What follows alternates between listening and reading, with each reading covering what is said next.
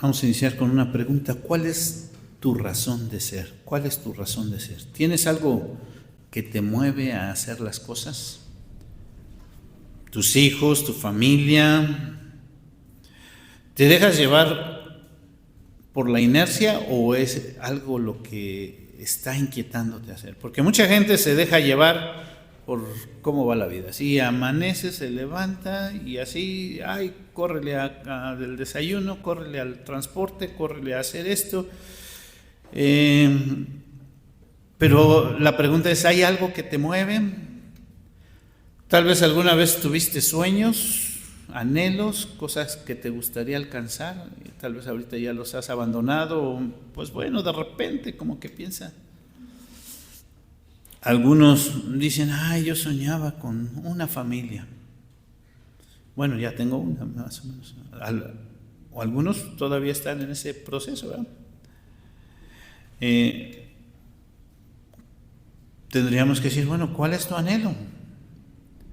Como iglesia también nos preguntamos, ¿cuál es nuestro anhelo? ¿Cuál es lo que queremos alcanzar? ¿Cuál es nuestro sueño? ¿Ustedes con qué iglesia sueñan?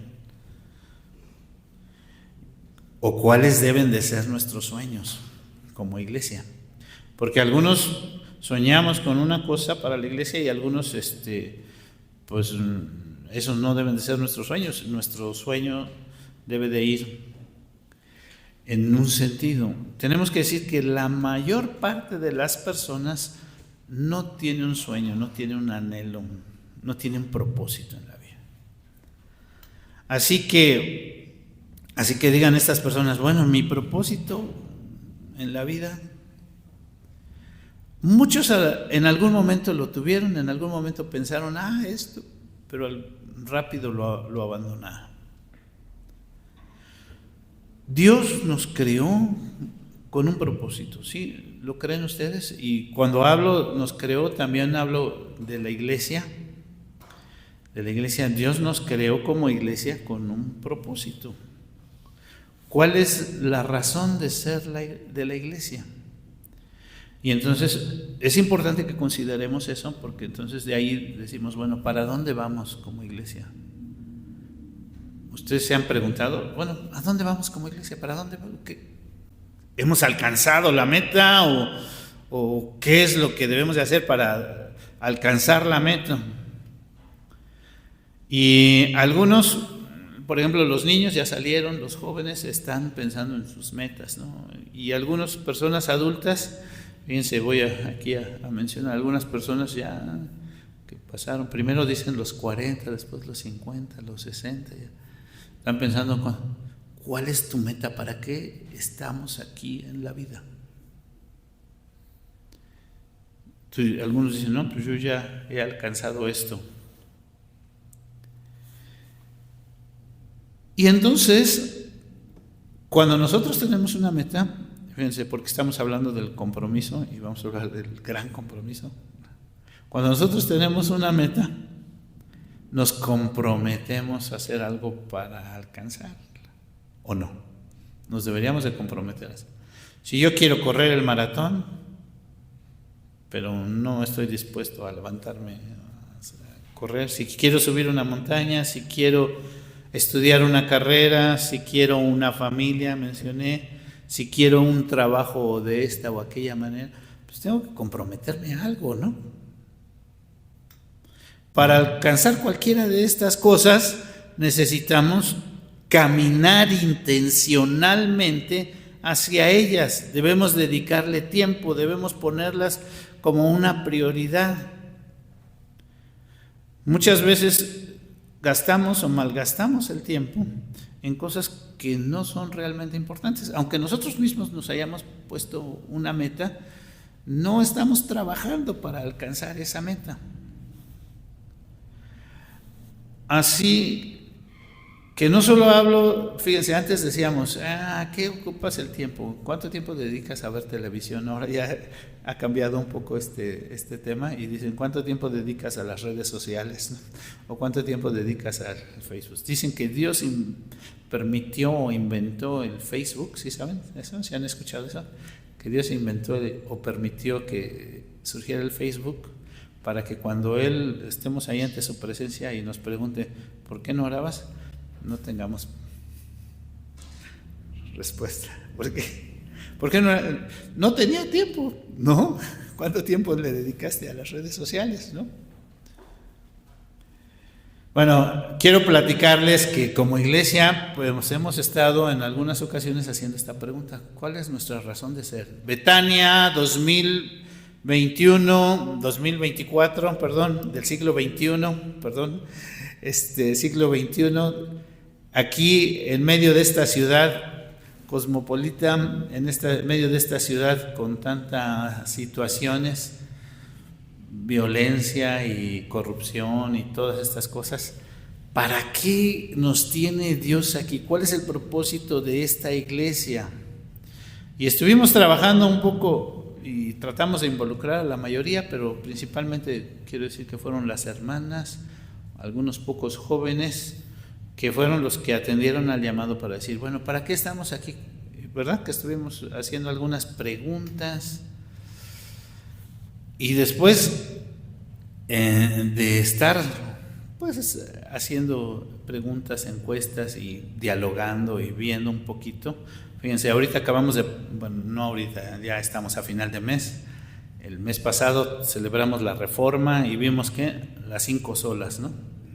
Bueno, no tanto que estuvimos hablando, pero así como es la sola. Sola Escritura, solo Cristo, sola fe, sola gracia, solo a Dios la gloria.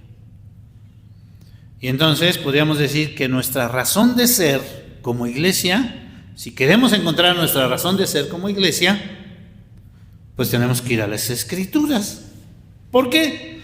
Porque en las Escrituras se determina, pues fíjense, las Escrituras es las que nos enseña sobre Cristo, la Escritura es la que nos enseña sobre la fe, la Escritura es la que nos enseña sobre la gracia, la Escritura es la que nos enseña sobre cómo debemos darle la gloria a Dios.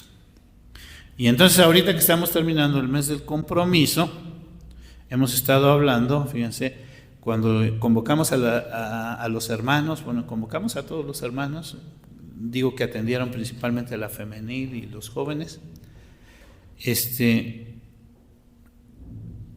pues con esta parte del compromiso ahora, que estamos llegando al final, estuvimos hablando en esta ocasión del compromiso que el Señor Jesús le da a sus seguidores en el Evangelio de Mateo. Pero en aquella ocasión vimos varios pasajes, ¿verdad?, de diferentes libros de la Biblia.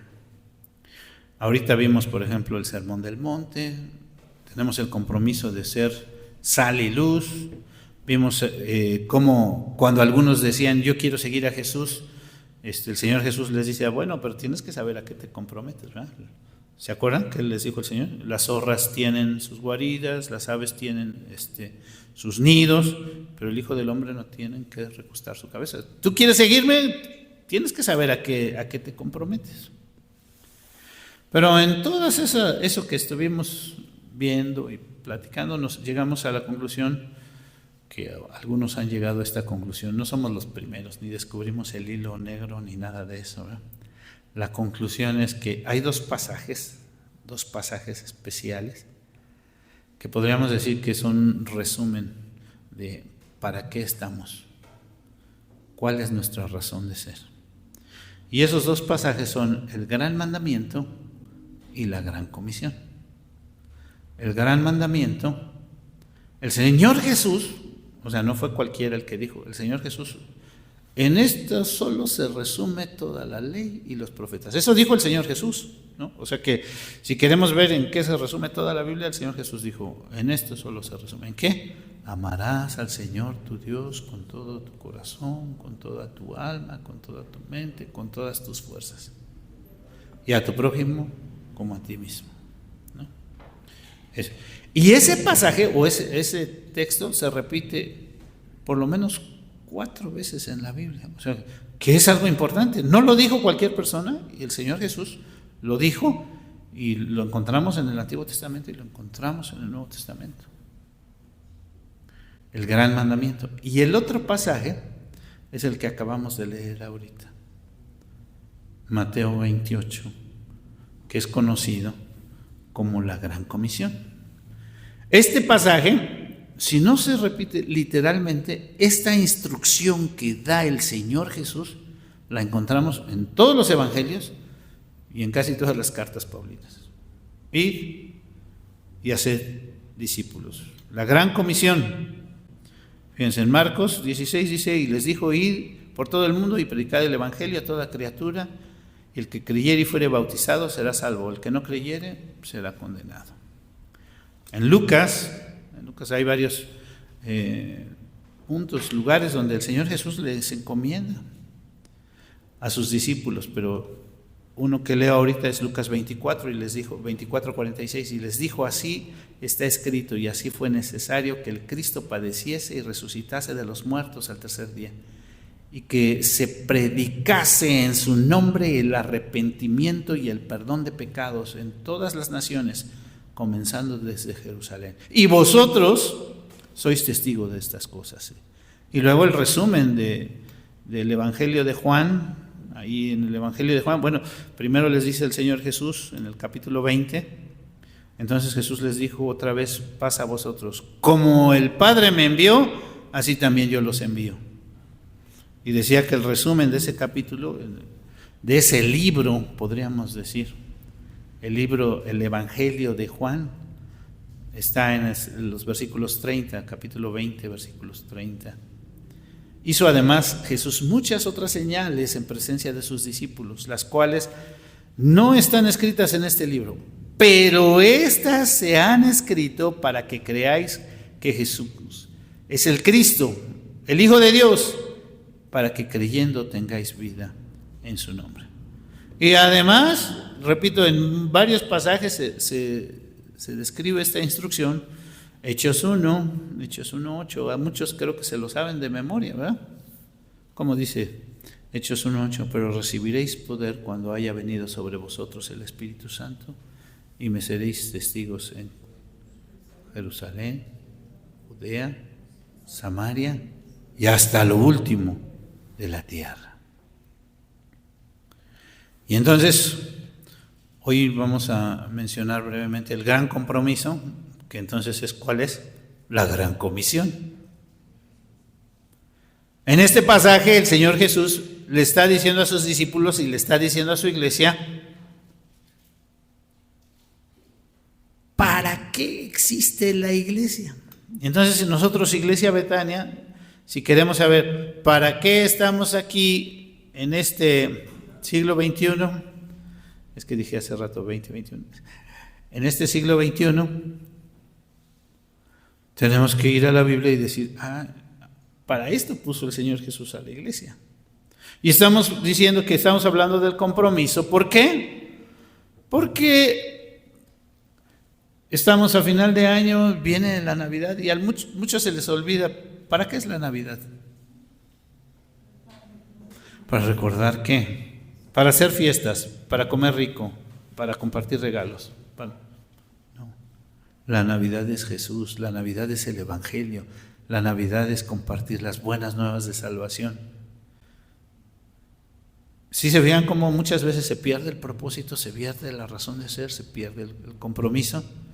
Y entonces, pues, si yo no estoy comprometido con compartir el Evangelio, pues se me olvida para qué es la Navidad. Y entonces también viene el próximo año y al rato tenemos una reunión de concilio, primero Dios, y vamos a platicar de nuestras actividades. Nuestras actividades deben girar, como lo acabo de mencionar, en función de nuestro propósito. Si decimos que la razón de ser de la iglesia es evangelizar y en ninguna de nuestras actividades está evangelizar, entonces no vamos a llegar, ¿verdad? Si decimos que la razón de ser de la iglesia es discipular, aprender lo que Dios quiere para nosotros, y en todas nuestras tareas de la iglesia no está el discipular, el aprender, el nosotros mismos crecer, entonces no vamos a llegar a la meta. Si decimos que la razón de ser de la iglesia es que nosotros adoremos a Dios, algunos van a decir, yo sí vengo al culto.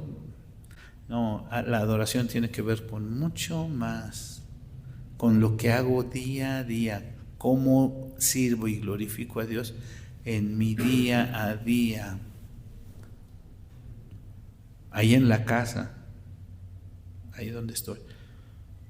Y es que eso es lo que nos dice la Escritura. Hace rato comentábamos con los hermanos ahí sobre el Shema, ¿verdad?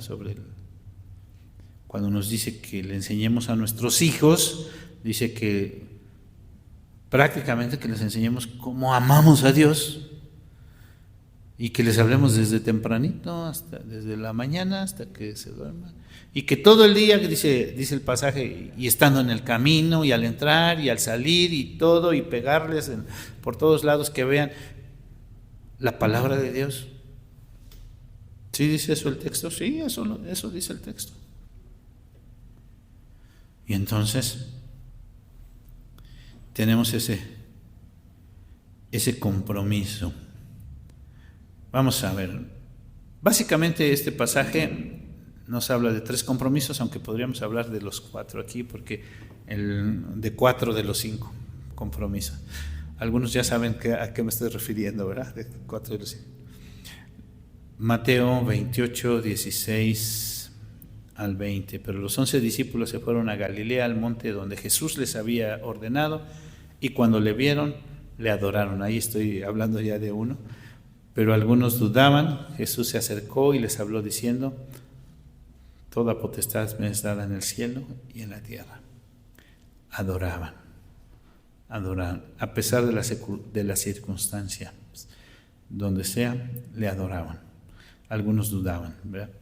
Los 3 que vamos a hablar, el primero es el evangelismo, y está inmerso también el evangelismo y el discipulado, van juntos de la mano, ¿no?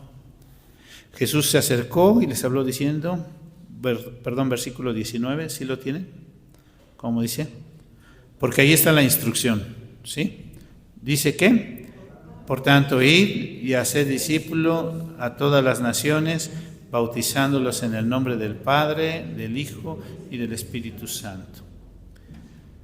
Para hacer discípulos hay 2 cosas importantes. La primera es evangelizar, ¿sí? Si esa es la primera. Para ser un discípulo, primero tenemos que compartirle las buenas nuevas de salvación, y el Señor Jesús dice que el Espíritu Santo es el quien va a tocarle, y entonces va a conocer. Pero nuestra razón de ser como iglesia es compartir las buenas nuevas de salvación.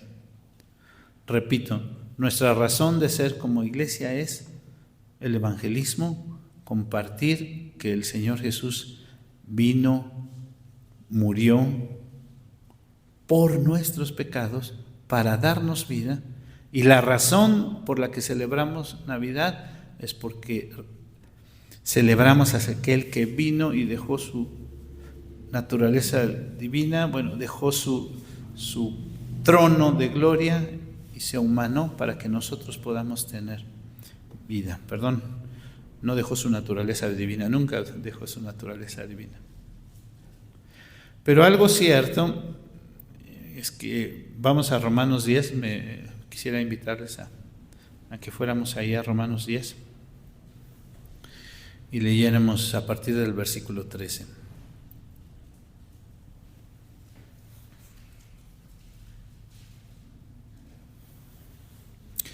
¿Lo tienen? Romanos 10 dice: porque todo aquel que invocar el nombre del Señor será ¿qué? Salvo. Pero entonces vienen varias preguntas. ¿Cómo pues invocarán a aquel en el cual no han creído? ¿Y cómo creerán en aquel de quien no han oído? ¿Y cómo oirán sin haber quien les predique? ¿Y cómo predicarán si no fueren enviados? Como está escrito, cuán hermosos son los pies de los que anuncian la paz, de los que anuncian buenas nuevas. Mas no todos obedecieron al Evangelio, pues Isaías dice: Señor, ¿quién ha creído nuestro anuncio? ¿Por qué este pasaje?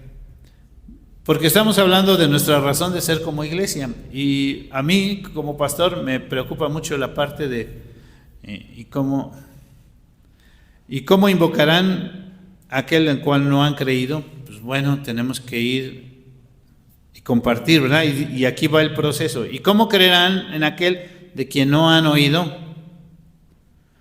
En la pasada reunión de concilio, que fue el mes pasado, varios hermanos propusieron, ahora en diciembre vamos a salir como iglesia a cantar villancicos navideños y a evangelizar. Después del culto en los domingos de diciembre vamos a salir y vamos a cantar villancicos y evangelizar.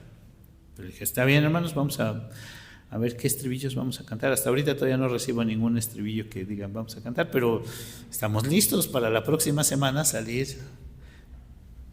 Bueno, a lo mejor van a decir la próxima semana, bueno, nos vamos a ensayar unos estribillos y vamos a cantar. ¿Esa será nuestra tarea como iglesia? Sí, vamos a hacerlo. Ahí está la invitación. A mí me gustaría en este momento decir, a ver, ¿quién sí va a salir conmigo? Vamos a la próxima semana a salir a cantar villancicos navideños y a repartir literatura. Ahorita está esa manta allá afuera que dice las 5 solas de la iglesia reformada. Ya se las aprendieron. Ahora tenemos que pegar una manta que diga nuestro calendario de actividades del mes de diciembre y que estemos invitando a las personas que pasen a participar en nuestros cultos, ¿no? Entonces hay que cambiar. Pero les decía que de este pasaje también la parte que a mí me preocupa es, ¿y cómo predicarán si no fueren enviados? ¿Quién nos tiene que enviar? Bueno, pues el Señor, ¿verdad? Pero algunos van a decir, no, pues el pastor nunca me dijo nada que tenía que ir. Así es que vamos a comisionar y vamos a decir los jóvenes, la femenil y los varones y todos vamos a salir a compartir, para que yo pueda llegar tranquilo y decir, Señor, si yo sí los envié, que no quisieron ir, que algunos decían, es que estoy muy ocupado. Pero fíjense lo interesante de este pasaje.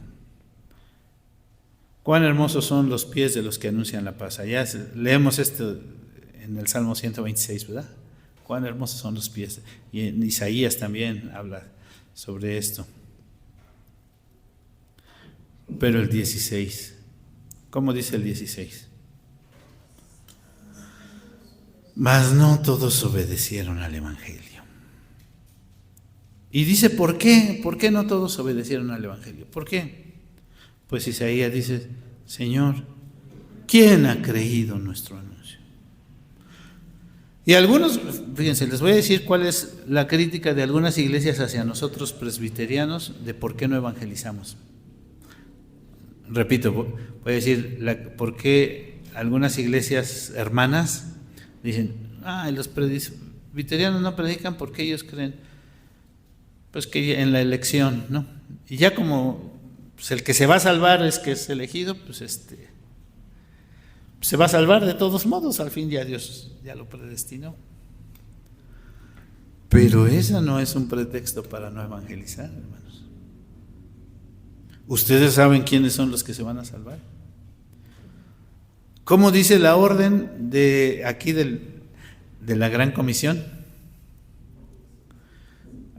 Si no hubiera dicho algo así el Señor, no se preocupen en ir, al fin ya decidimos quiénes son los que se van a salvar. El Padre y yo ya decidimos quiénes se van a salvar y el Espíritu Santo va a ir y va a tocar. ¿Así dice la orden? No. El Señor Jesús le dijo a sus discípulos, por tanto, ¿qué?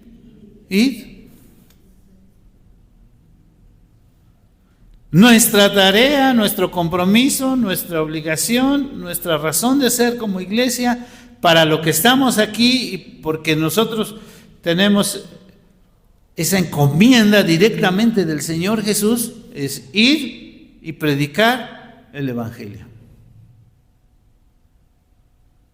Y bueno, esa es una forma de salir y cantar villancicos, pero la otra forma es ahí en la casa con mis seres queridos, que a lo mejor muchos todavía no han hecho una decisión, con mis amigos, ahí en el trabajo, ahí en mis compañeros de la escuela, ahí con las personas que me desenvuelvo.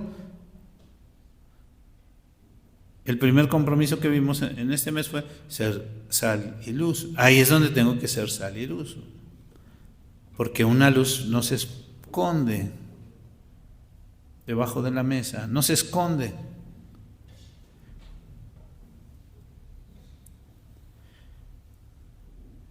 Porque nuestra razón, yo estoy bien convencido que al rato que vamos a tener nuestra actividad de concilio y que van a las sociedades decir, no, nosotros ya queremos esta actividad, casi van a ser puras actividades de evangelismo y de compartir. Bueno, gracias a Dios, primero Dios. Pero el mandato, ese fue el primer compromiso, el mandato dice, id y haced, ¿qué? Discípulos. Gracias a Dios, el día de ayer hubo una reunión aquí en la iglesia del presbiterio de la Unión de Maestros, ¿verdad?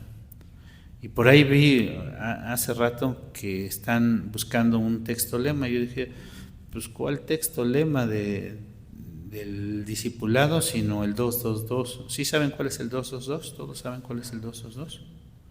Segunda de Timoteo, capítulo 2, versículo 2. A ver, búsquenlo, segunda de Timoteo. Y si tiene que ver con esto o no. Ir y hacer discípulos y enseñarle. Dije, pues, texto lema para los maestros y para hacer discípulos y para enseñar y para... ¿Qué dice el 222? Lo que has oído de mí ante muchos testigos, esto encarga a hombres fieles que estén idóneos para enseñar también a otros. Nada más, ¿verdad? La primera parte es ir y vamos, salimos, vamos a hacerlo. La segunda parte es discipularlo, enseñarles. Y el 222, lo que has oído de mí ante muchos testigos, ahora te toca a ti. Enseñar, ¿a quién? A hombres fieles que sean idóneos para enseñar también a otros. Es un proceso. ¿Saben por qué están desapareciendo iglesias? Bueno, ya desaparecieron muchos en Europa, en Estados Unidos ahorita también está pasando este fenómeno. Y si seguimos así, aquí en México también iglesias evangélicas. Porque no hemos aprendido a transmitir, no solo, y ha habido, fíjense, ha habido campañas de evangelismo masivas muy grandes y luego dicen se convirtieron, pero instruir, enseñar, educar, capacitar a otros. Ahorita estamos adoleciendo de algo muy fuerte que es, nos faltan varones que estén dispuestos a tomar responsabilidades serias. Y si sigue así la iglesia, yo les he hablado muchas veces de las estadísticas, más del 60% de los niños y jóvenes que crecen dentro de la iglesia no se quedan en la iglesia, se van. Entonces tenemos una responsabilidad muy fuerte de instruir, de educar y de enseñar, discipular. Y también les he compartido del evangelismo en la Sierra de Guerrero. ¿Ustedes saben cómo está la situación en la Sierra de Guerrero? La forma más fuerte que han usado ellos para evangelizar, y como han crecido, ahorita ya es un presbiterio. ¿Qué es un presbiterio? Son varias iglesias con pastores, con ancianos, que han crecido con esta sola forma de evangelizar. No han hecho campañas y eso. Nosotros tuvimos uno allá en Tlacotepec en el 2000, ¿verdad? Exactamente en el 1999, cuando cambió el siglo, 99, ahí estuvimos. Dios nos permitió estar en una campaña de evangelismo y compartimos ahí el evangelio. Pero la forma que ha impactado más ahí en la Sierra de Guerrero, y lo sigue haciendo, el día que ustedes quieran, vamos allá a donde está lo mero bueno, dicen ahí, a través del discipulado, uno a uno, uno a uno.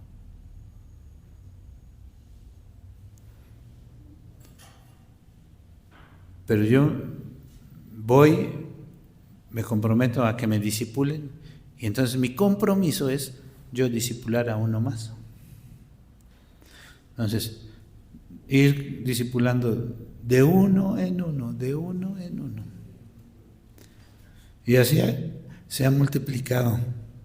Les digo, ya no es un grupito de hermanos, sino ya es varias iglesias y varios presbiterios, y tienen ahorita ya pastores y ya seminaristas que están trabajando y están en la obra misionera.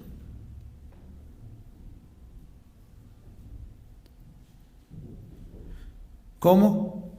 De uno a uno. Discípulo. Nuestra tarea no es solamente venir a la escuela de formación cristiana, pues vamos a venir. Queremos implementar y ver, estamos viendo las estrategias para ver, hoy vamos a platicar un poquito sobre eso. Para aprender. No, yo no quiero aprender esas cosas no me gustan. Pero el discipulado es algo importante, que crezcamos en conocimiento de la palabra de Dios. Si yo no estoy dispuesto a estudiar, me he encontrado, ¿no? Porque sí lo he encontrado, hay personas que quieren ser líderes, quieren ser ancianos, y uno les pregunta, bueno, ¿qué pasaje leíste en esta semana? ¿Qué fue lo que aprendiste? ¿Qué libro estás leyendo? ¿Dónde vas en tu lectura bíblica? La lectura bíblica no es nada más cuando estudiamos algún curso, ¿no? Es de siempre. ¿Cómo es tu tiempo devocional con Dios? ¿Cómo es tu tiempo de oración y de lectura? El discipulado tiene que ver con eso. Con ese tiempo que estamos en comunión con Dios, que aprendemos de Él, que crecemos, que nos desarrollamos, y el estudiar la palabra de Dios. El Señor Jesús le dijo a sus discípulos y a sus seguidores, y les dijo a los que no creían, escudriñad las Escrituras, porque a vosotros os parece que en ellas tenéis la vida eterna, y ellas son las que dan testimonio de mí. Y ellas son las que dan testimonio de mí. La tercera cosa que nos habla, o el tercer propósito, la razón de ser, para qué estamos como iglesia. Somos Iglesia Betania porque la iglesia tiene un propósito de ser la familia de Dios, de tener este vínculo, esta relación, de encontrar ese lugar donde podemos tener hermandad. Yo creo que una de las razones principales por las que no ha funcionado el grupo de varones, perdón que lo diga de esta manera, es porque ha sido muy difícil encontrar hermandad en el grupo de varones. Yo sí veo algunas personas que llegan a la iglesia y quieren encontrar a alguien, a un amigo. Dicen, allá afuera pues tengo mis cuates, mis amigos y eso, pero acá quisiera encontrar a alguien que sea mi amigo y que me dé buen testimonio, me dé buen ejemplo y todo. Quiero encontrar amigos. Creo que es una de las necesidades muy fuertes. Las hermanas, pues a lo mejor como que se relacionan un poquito más fácil y tienen cierta relación, hacen cierto vínculo más fácil, pero los dos hombres, nosotros como que nos cuesta muy trabajo, y luego si el pastor es tan serio que casi no nos habla, pues como que... Pero una razón de ser de la familia, o de una razón de ser, de la iglesia, bueno, la iglesia y la familia, siempre hablo de estas dos juntas, es que seamos la familia de Dios. ¿Por qué digo que esto? Bueno, no solo lo digo yo, lo he leído en varias partes. ¿Qué dice el texto, estamos viendo Mateo 28, ¿no? Mateo 28 dice. Que hagáis discípulos y ¿qué? Y de hacer discípulos a todas las naciones. Luego, ¿qué dice? Bautizándolos en el nombre del Padre, del Hijo y del Espíritu Santo. Y dicen, ahí donde está lo de la familia de Dios. ¿Sí está o no está?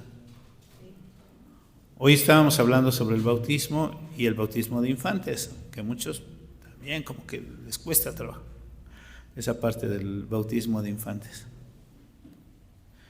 Pero veamos, ¿el bautismo nos salva? No. ¿La circuncisión salvaba a los judíos? No. Entonces, ¿para qué es el bautismo? Dicen algunos, es un medio de gracia. ¿Qué es eso de un medio de gracia? Como que algunos, es un sacramento. ¿Qué es sacramento? Es una señal a través de la cual damos testimonio de que formamos parte del pueblo de Dios, de la familia de Dios. Cuando alguien, fíjense, los primeros bautizos ahí con Pedro, ¿no? Que le dijeron, ¿qué haremos? ¿Se acuerdan que Pedro comenzó a predicar en el día de Pentecostés y surge la iglesia?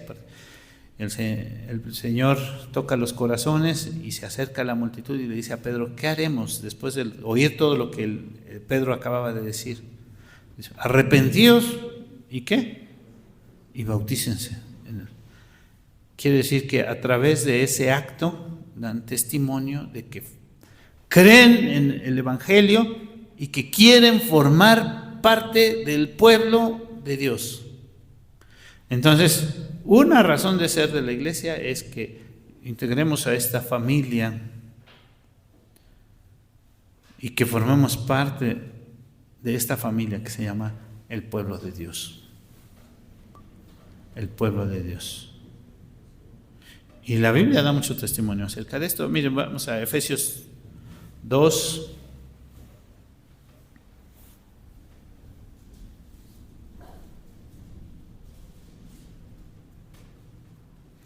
Y leo versículos 18, 19. Porque por medio de él, los unos y los otros tenemos entrada por un mismo espíritu, al Padre. Así que ya no sois extranjeros ni advenedizos, sino conciudadanos de los santos y miembros de la familia de Dios. ¿Sí? Así que ya no son extranjeros ni advenedizos, sino conciudadanos de los santos. ¿Y qué? Miembros de la familia de Dios. Sí, entonces sí estamos hablando de una familia. ¿Sí tiene un propósito la iglesia de ser una familia? ¿Sí? Ahora ahí mismo en Efesios capítulo 4 ahora.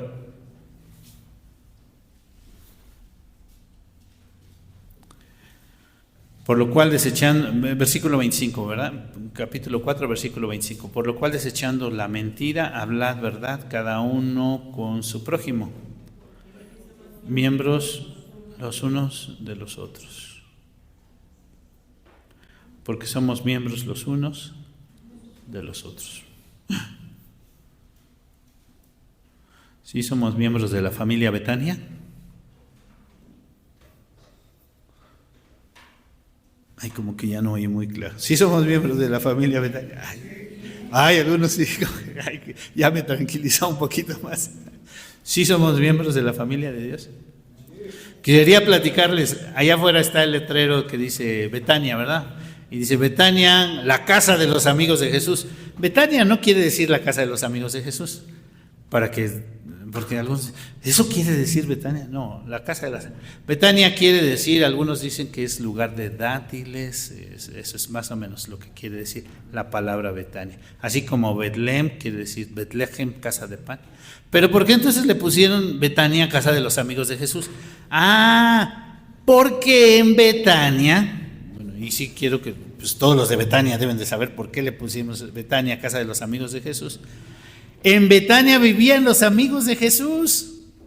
Ahí vivía Lázaro, ¿se acuerdan? Marta y María. Por eso le pusimos, entonces cuando les pregunten, ¿Betania quiere decir la casa de los amigos? No. Ahí es donde vivían, ¿quién? Los amigos de Jesús. Lázaro, al que resucitó. Si ustedes buscan en el diccionario qué quiere decir Betania, van a encontrar, lo más probable es que van a encontrar de dudoso, o sea, como que no se sabe bien cuál es el significado, pero muchos dicen que es casa de dátiles. Entonces, ¿por qué le pusieron Betania ahí a su templo? ¿Y por qué le pusieron ahí casa de los amigos de Jesús? Porque ahí era donde vivían los amigos de Jesús, que estaba muy cerca de Jerusalén. ¿Se acuerdan que el Señor Jesús en la última semana, la Semana Mayor, que nosotros, Semana Santa, Él iba a Jerusalén todos los días y por las noches regresaba a Betania, si leen. Era donde el Señor Jesús estaba en confianza con sus amigos. Ahí estaba Lázaro, Marta y María, la casa de los amigos de Jesús. Entonces, ¿cómo se deben de llevar los de Betania? Ay, ese hermanito. En la familia debe haber confianza. En la familia, dicen que la ropa sucia se lava en casa. En la familia debe de haber cierta procurarnos, conocernos, saber, ver los unos por los otros. A veces nos cuesta trabajo, queremos, pero que Dios nos dé de su gracia, de su bondad, de su misericordia. Aún en las familias de repente hay alguien como que pone ciertas barreras. Los papás a veces se dan cuenta, sobre todo cuando hay muchos hijos. Bueno, yo crecí en una familia numerosa, pero yo nada más tuve una hija, entonces conozco los dos extremos de las formas. Unos hijos son muy serios, otros hijos son muy alegres, otros hijos son, cada quien es diferente, ¿no? Es sorprendente cómo pueden crecer hijos en el mismo hogar, con los mismos padres, de la misma edad y todo, y ser tan diferentes. Es sorprendente. En la iglesia pasa lo mismo, es sorprendente cómo, pero acaban de escuchar el sermón y salieron y ya dijeron, cada uno somos diferentes. Que Dios en su gracia nos permita fortalecer estos vínculos. Empezamos hablando acerca de, ¿tienes tú una razón de ser, un propósito? Y dijimos también, ¿creen que la iglesia tiene una razón de ser, un propósito?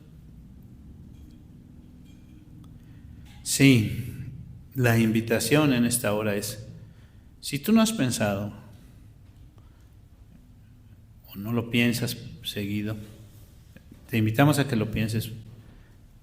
¿Cuál es tu razón de ser, tu propósito? ¿Para qué estás aquí? ¿Para qué vienes? Entonces, ay, pastor, ¿por qué nos andas preguntando? ¿Para qué?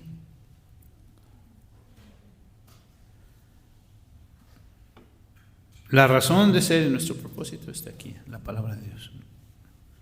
Y lo estuvimos estudiando. Hicimos una declaración de propósito, ¿verdad, hermanas, hermanos?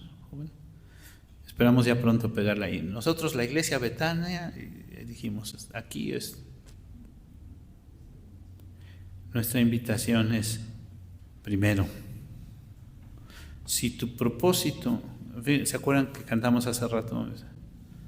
La única razón de mi adoración. ¿Cómo dice ese canto?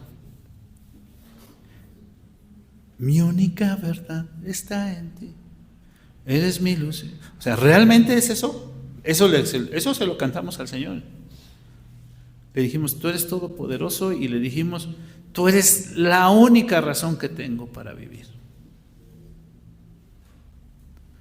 La invitación es eso. Si no lo has pensado y si no te fijaste en lo que cantaste hace rato, eso es lo que dijimos. Él es nuestra razón de ser. Y la invitación como iglesia, que pensemos en ¿por qué nos puso el Señor aquí, en este lugar, en Betania, en este momento histórico? Ha habido generaciones que han pasado a Betania, aquí hay algunas generaciones, y han visto tiempos buenos y han visto tiempos, vacas flacas. Que Dios, que nos ha puesto en este tiempo, en esta generación, nos permita hacer las cosas que a Él le glorifican, que a Él le exaltan, que honremos y glorifiquemos y hagamos la parte que nos corresponde. Si estamos nada más a la expectativa y así como que viendo a ver qué van a hacer, cada quien tenemos y cada quien sabemos la parte que nos corresponde. Y Dios nos va a pedir cuentas a cada uno de nosotros. Sí, al pastor, sí. A los ancianos, sí. A los diáconos, sí. Pero a cada uno también Dios nos va a pedir cuentas.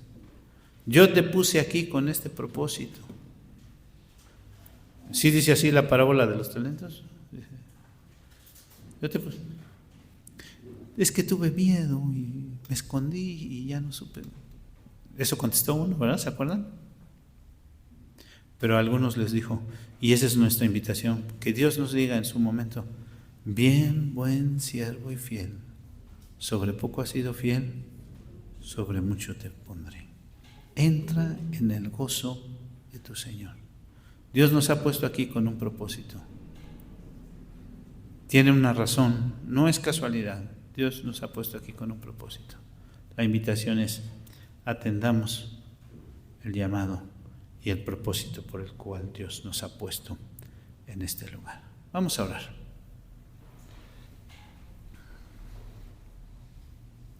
Señor, te damos gracias por tu cuidado, tu bondad, tu misericordia, por todas las cosas que tú obras en nuestras vidas. Gracias porque nos tienes aquí ahora, Señor, con un propósito. Queremos suplicarte que nos permitas atender las cosas, Señor, que tú nos has puesto como prioridad. Que como iglesia tuya no seamos negligentes a esas cosas, sino que hagamos y cumplamos con esa gran tarea, con ese gran compromiso, con esa gran comisión que tú nos has encomendado. Aquí estamos, Señor. Bendice a tu iglesia, guárdala y sosténla, Señor. Pues te lo pedimos, te lo suplicamos en el precioso nombre de Cristo Jesús, nuestro Señor, nuestro Salvador. Amén.